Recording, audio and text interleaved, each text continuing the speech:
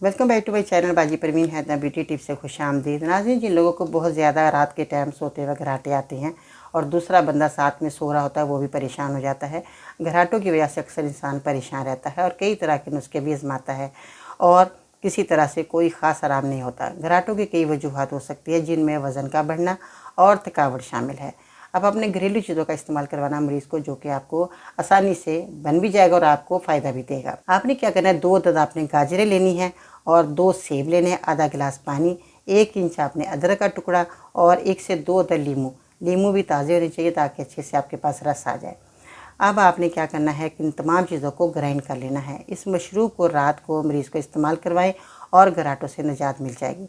और यही मशरूब आप दिन में भी 3 बार मरीज़ को देंगे तो आपको ज़्यादा फ़ायदा होगा और घराटों से जो है आपको बहुत ज़्यादा परेशानी है, वो परेशानी आपकी ख़त्म हो जाएगी। ये आप नुस्खा बनाएं, इस्तेमाल करें। वीडियो के नीचे कमेंट्स करना है कि आपको वह नुस्खा कैसा लगा। आज के सुनहरे अल्फाज।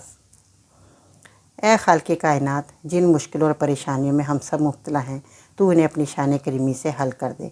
हमें दुनिया और आखिरत की ज़िल्लत और रसवाई से बचा और तमाम जो हमारी परेशानियां हैं वो दूर फरमा और दुनिया और आखिरत की भलाई अता फरमा या रब्बुल आलमीन। इन अल्फाजों के साथ बाजी में उनको इजाज़त दीजिएगा। अल्लाह हाफिज़।